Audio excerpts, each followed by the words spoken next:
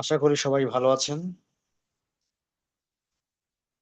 গত ক্লাসে আমরা কোরিলেশন শিখেছিলাম। আজকে ক্লাসে আমরা শেখার চেষ্টা করব রিগ্রেশন ইউজিং এসপিএসএস। তো প্রথমে আমরা রিগ্রেশনের একটু ডেফিনেশন শিখে আসি। তো আমরা জানি simple linear regression. A linear regression is a statistical technique used to examine the relationship between one independent variable and one dependent variable.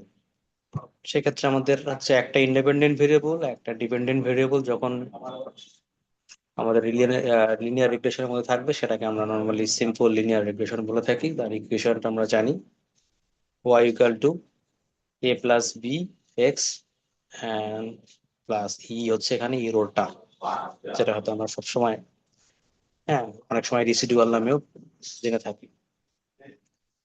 দেন যখন আমাদের ইকুয়েশনে একের বেশি ইন্ডিপেন্ডেন্ট ভেরিয়েবল চলে আসে সেটাকে আমরা নর্মালি মাল্টিপল লিনিয়ার রিগ্রেশন বলে থাকি।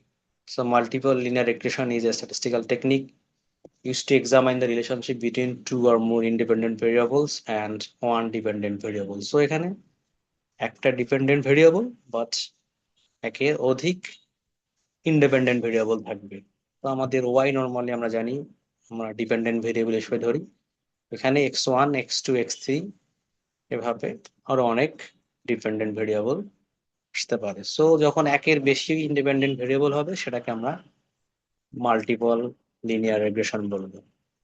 ঠিক আছে, আর এছাড়াও কিন্তু আমাদের আরো অনেক ধরনের রিগ্রেশন আছে, সেগুলো আমরা আলোচনা করব না। আজকে আমাদের আলোচনা হচ্ছে সিম্পল লিনিয়ার রিগ্রেশন এবং মাল্টিপল লিনিয়ার রিগ্রেশন।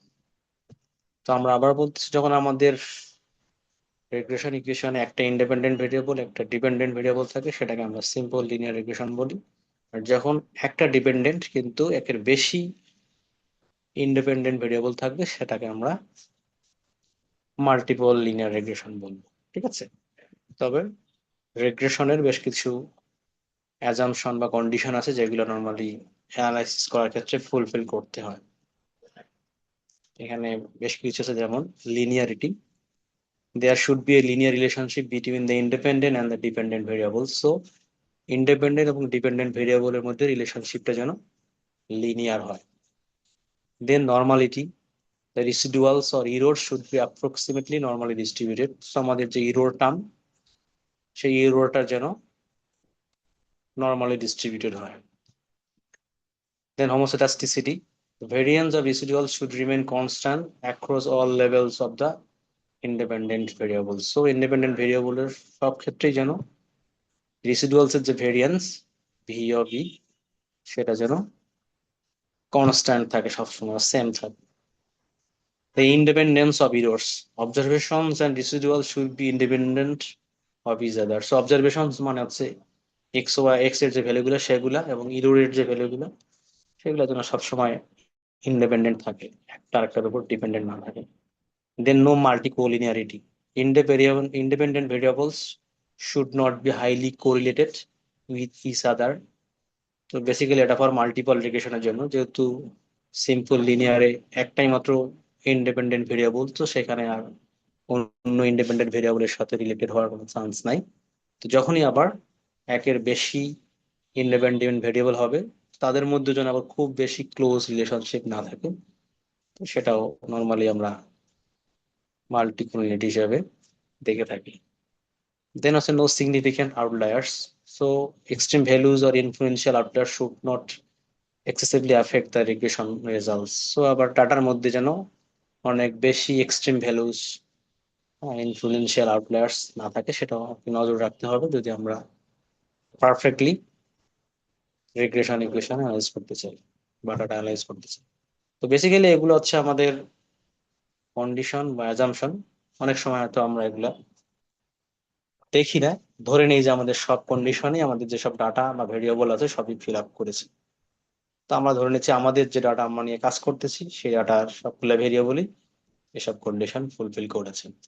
এইসব অ্যাজাম্পশন চেক হয়তো আমরা করবো না, আমরা সিম্পলি দেখবো যে আমাদের ইন্ডিপেন্ডেন্ট ভেরিয়েবলের ইম্প্যাক্ট ডিপেন্ডেন্ট ভেরিয়েবলের উপরে আছে নাকি নাই।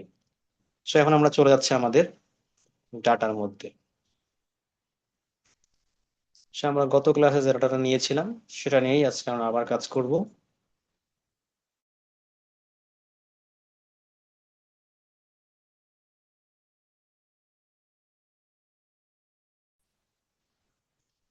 Study hour and facebooking hour. সেক্ষেত্রে আমরা অ্যাজিউম করতেছি যে, ধরে নিচ্ছি সিজিপি হচ্ছে আমাদের ডিপেন্ডেন্ট ভেরিয়েবল, দেন স্টাডি আওয়ার এবং ফেসবুকিং আওয়ার এই দুটো হচ্ছে আমাদের ইন্ডিপেন্ডেন্ট ভেরিয়েবল। সো প্রথমে আমরা সিম্পল লিনিয়ার রিগ্রেশনের জন্য যে কোনো একটাকে আমরা ইন্ডিপেন্ডেন্ট ধরে রিগ্রেশন মেজার করব ফর সিজিপি ভেরিয়েবল।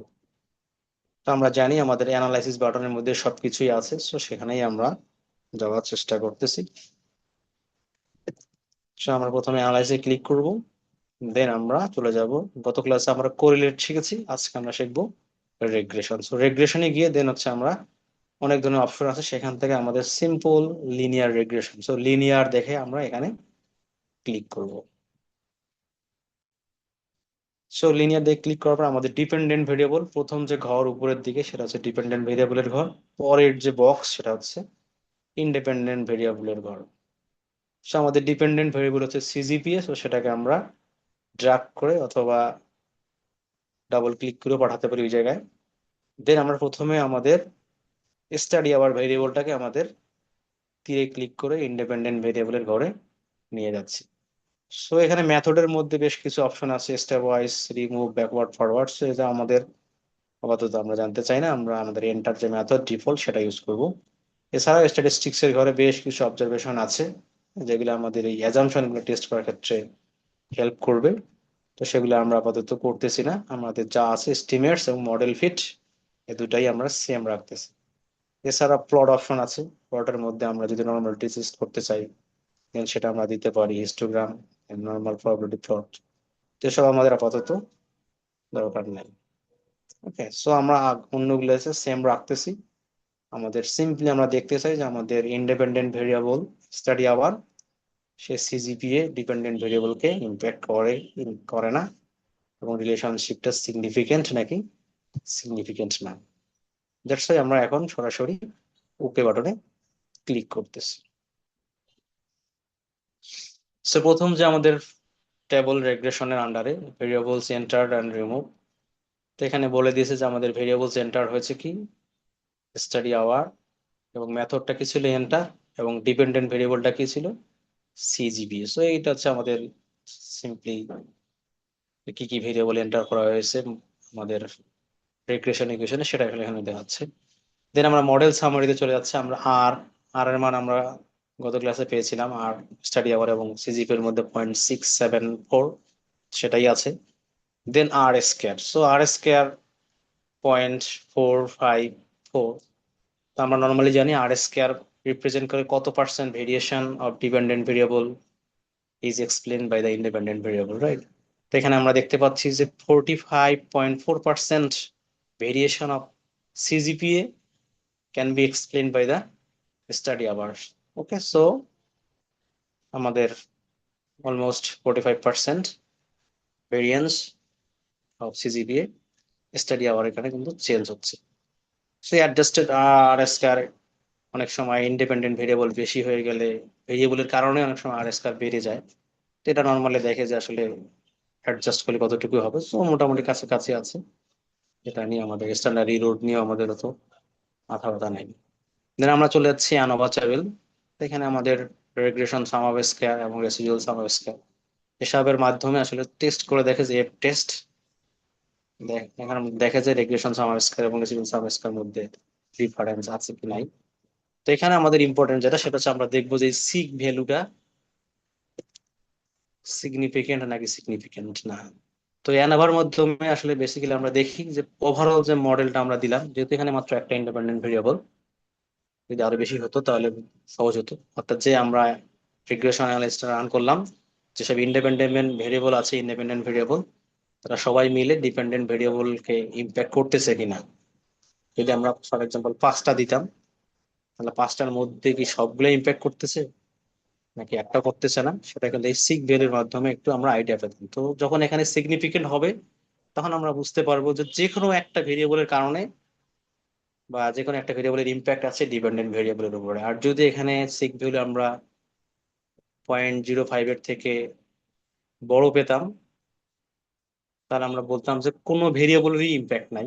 বাট যেহেতু আমাদের এখানে একটাই ইন্ডিপেন্ডেন্ট ভেরিয়েবল এবং সিক ভ্যালু 0.00 অথবা 0.05 এর থেকে ছোট, তার মানে ওই ভেরিয়েবলের ইম্প্যাক্টই আছে, যেটা হয়তো আমরা নেক্সট টেবিল কোফিশিয়েন্টস টেবিলে পেয়ে যাব।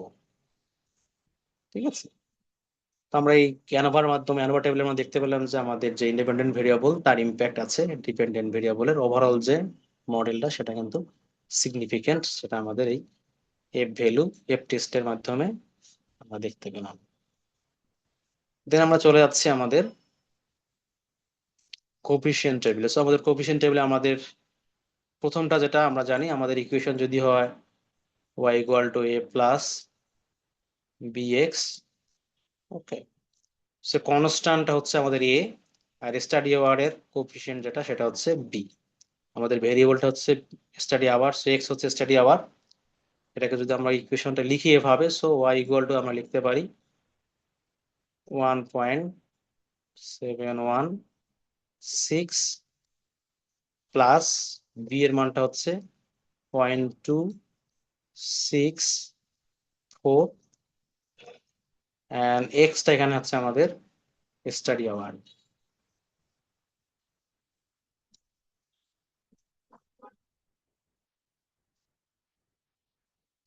আর ওয়াইটা ছিল আমাদের, এটা যদি আমরা ইয়েভাবে লিখি, আমাদের ওয়াইটা ছিল সিজিপিএ।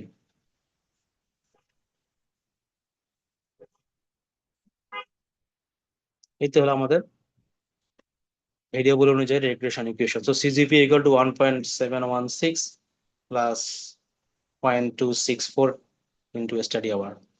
ওকে, সো আমরা এখান থেকে বুঝতে পারি যদি আমরা, আচ্ছা হ্যাঁ, আমরা আগে দেখি যে আমাদের রিলেশনশিপটা সিগনিফিকেন্ট কিনা। সো আমরা বেসিক্যালি আলফার যে ভ্যালু কনস্ট্যান্ট সেটা নিয়ে আসলে পুরোটা চিন্তা করি না। আমাদের মেইন কনসেপ্ট হচ্ছে স্টাডি আওয়ারের সাথে যে বিটা ভ্যালু সেটা নিয়ে চিন্তা ভাবনা, যে আসলে এটা সিগনিফিকেন্ট কিনা সেটা আমরা টেস্ট করে দেখি।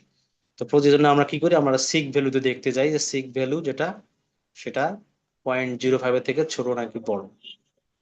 তো আমরা দেখতে পাচ্ছি এটা 0.05 এর থেকে ছোট, সো লেস দেন 0.05, এবং সেটা বেসিক্যালি আরো ছোট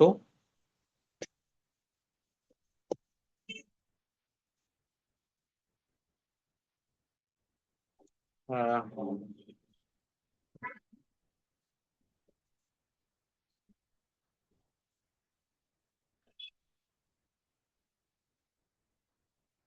আমরা জানি যে আমাদের যখন 0.00, তার মানে এটা হচ্ছে লেস দেন 0.001। সো 0.001 সিগনিফিকেন্ট লেগে কিন্তু এটা significant, that means very strong significance. Okay, তাহলে আমরা দেখতে পাচ্ছি যে স্টাডি আওয়ারের ইম্প্যাক্ট আছে সিজিপির উপরে এবং সেটা হাইলি সিগনিফিকেন্ট। এবং আমরা কিন্তু টি ভ্যালুর মাধ্যমেও এই রিলেশনশিপটাকে সিগনিফিকেন্ট নাকি নন সিগনিফিকেন্ট সেটা কিন্তু মেজার করতে পারি। তো যদি টি এর মান,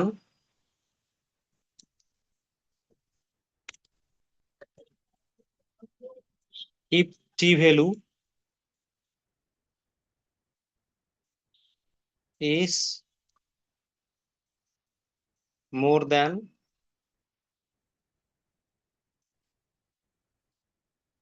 1.96, then it is significant.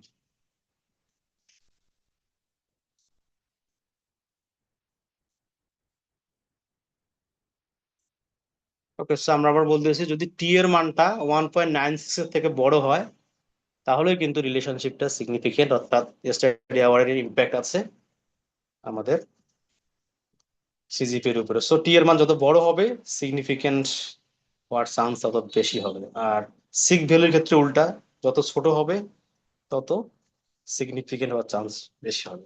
তো আমরা বুঝতে পারলাম যে স্টাডি আওয়ারের সিগনিফিকেন্ট ইম্প্যাক্ট আছে অন সিজিপিএ। এটা টি ভ্যালুর মাধ্যমে আমরা দেখতে পেলাম, পি ভ্যালুর মাধ্যমে বা সিগ ভ্যালুর মাধ্যমে দেখতে পেলাম। ঠিক আছে, টি এর মান এখানে আছে 4.826, আর সিগমা বা সরি সিগনিফিকেন্স ভ্যালুর মান তো এখানে 0.001। এবং আমরা রিগ্রেশন ইকুয়েশন থেকে দেখতে পাচ্ছি যদি আমরা 1 ইউনিট স্টাডি আওয়ার বাড়াই তাহলে আমাদের সিজিপি কিন্তু চেঞ্জ হবে 0.264 পরিমাণ বা ইউনিট। আর এখানে আমাদের আর কিছু অবজারভেশন আছে যে বিটা ভ্যালু এটা হচ্ছে আনস্ট্যান্ডার্ডাইজড, সো ডিরেক্ট স্ট্যান্ডার্ড ছাড়া যেটা আছে সেটাই আসবে। আর স্ট্যান্ডার্ড ইরোর অর্থাৎ এটাকে আমরা যদি root over string of N দিই তাহলে এটা পাবো আমরা। দেন আবার স্ট্যান্ডার্ড কোফিসিয়েন্ট আছে, তো এটা নিয়ে আমাদের আপাতত কনসার্ন দরকার নাই, আমাদের আপাতত এটা দেখলেই হবে।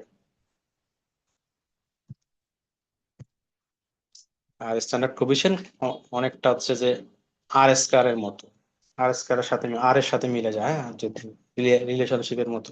হ্যাঁ, তো যাই হোক, তাহলে এগুলো আমাদের স্টাডি আওয়ার এবং সিজিপি এর মধ্যে সিম্পল লিনিয়ার রিগ্রেশন। তো এখন এটাকে আমরা চেঞ্জ করে চলে যাচ্ছি পরের যে ভেরিয়েবল সেটাকে দেখানোর চেষ্টা করতেছি।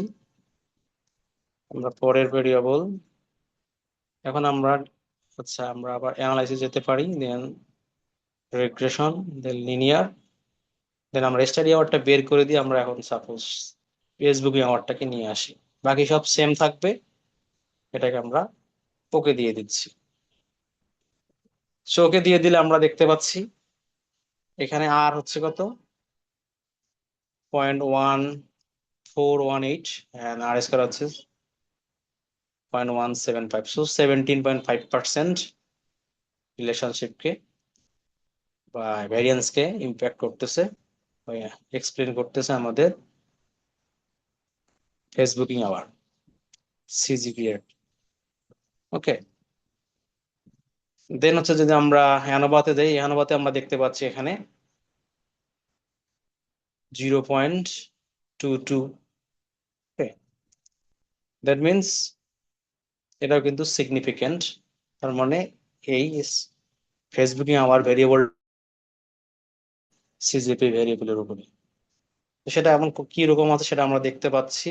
যদি আমরা নিচে কোফিশিয়েন্ট টেবিলে যাই তাহলে দেখা যাচ্ছে এখানে এফবি এর মান কিন্তু হচ্ছে এফবি আওয়ারের মান হচ্ছে নেগেটিভ, সো নেগেটিভ 0.088, এবং সেই মানটা কত সিগনিফিকেন্ট লেভেলে 0.022, সেটা হচ্ছে 0.5 এর থেকে ছোট বা less than 0.05, that means significant. তাহলে আমরা বলতে পারছি যে ফেসবুকিং আওয়ারের ইম্প্যাক্ট আছে স্টাডি আওয়ার সরি সিজিপি এর উপরে, কিন্তু সেটা নেগেটিভ ইম্প্যাক্ট।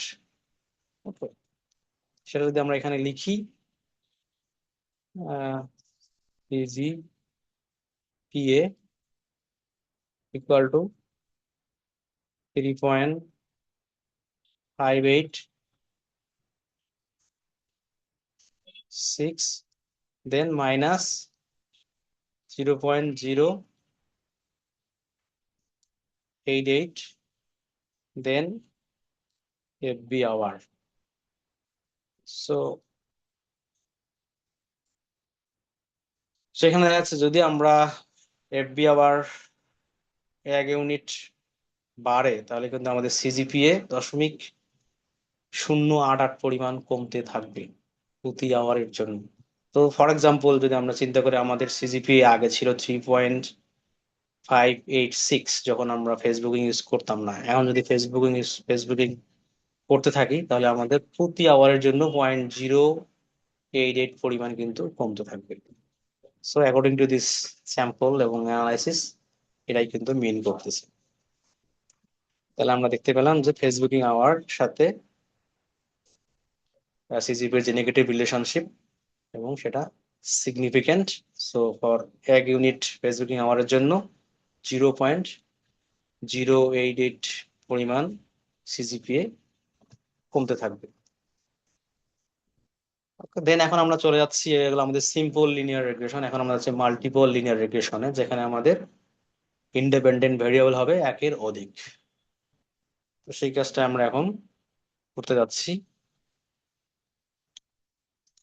আমরা অ্যানালাইসিস চলে যাচ্ছি, দেন হচ্ছে আমাদের রিগ্রেশন, লিনিয়ার রিগ্রেশন। সো চাইলে আমরা এটাকে বের করে নিতে পারি। তো আমরা আগে স্টাডি আওয়ারটাকে দিয়ে দেই। এবং দেন ফেসবুকিং আবার দিয়ে দিলাম। সো এখন আমাদের কিন্তু ইন্ডিপেন্ডেন্ট ভেরিয়েবল দুইটা, that's means it is a multiple linear regression setup. So এখন যদি আমরা ওকে দেই, তাহলে আমরা আগের মতোই পেয়ে যাচ্ছে আমাদের প্রথম যেটা, সেটা আমাদের ভেরিয়েবল দেখাচ্ছে কোন দুটো ভেরিয়েবল আমরা ইন্ডিপেন্ডেন্ট হিসেবে দিয়েছি। So facebooking hour and study hour. Then dependent variable CGPA এবং মেথড হচ্ছে আমাদের enter. Then model summary. So R square মান আর কত, 0.678।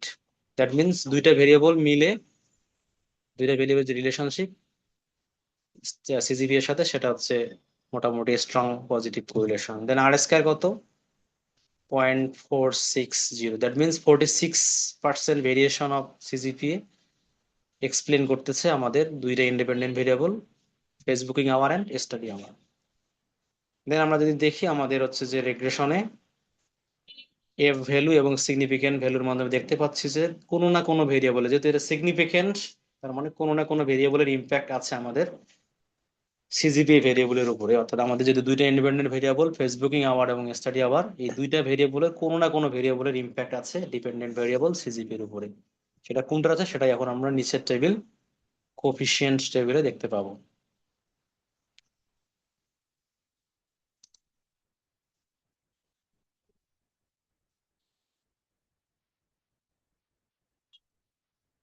সো এখন যদি আমরা দেখি আমাদের স্টাডি আওয়ার, স্টাডি আওয়ার হচ্ছে বিটার মান হচ্ছে 0.293, এর সিগ ভ্যালু কত, 0.001। That means less than 0.05। তার মানে এটার ইম্প্যাক্ট আছে on CGPA, study hour impact আছে সিজিপিএর উপরে। দেন আমরা যদি যাই ফেসবুকিং আওয়ার্ড, সেটার মান হচ্ছে 0.022 এবং এটা হচ্ছে 0.603। এটা হচ্ছে মোর দেন, এটা হচ্ছে মোর দেন 0.5। তার মানে ফেসবুকিং আওয়ারের ইম্প্যাক্ট সিজিপির উপরে নাই। তো যখন ইন্ডিপেন্ডেন্টলি ছিল, আলাদা আলাদা ছিল, তখন কিন্তু আমরা দেখেছি ফেসবুকিং আওয়ারের ইম্প্যাক্ট আছে সিজিপির উপরে। কিন্তু যখন দুইজন মিলে দুইটা ভেরিয়েবল একসাথে চলে গেছে, তখন কিন্তু স্টাডি আওয়ারের ইম্প্যাক্ট ঠিকই আছে, ফেসবুকিং আওয়ারের কিন্তু ইম্প্যাক্ট নাই। ওকে, তো এরকম হতেই পারে। তার মানে বোঝা যাচ্ছে যে ফেসবুকিং আওয়ারের থেকে স্টাডি আওয়ারের ইম্প্যাক্ট পাওয়ারটা বেশি for explaining the variance of dependent variable CGPA. Okay, সেই হলো আমাদের মোটামুটি মাল্টিপল রিগ্রেশন, ঠিক আছে, অ্যানালাইসিস। তো আশা করি বুঝতে পেরেছেন।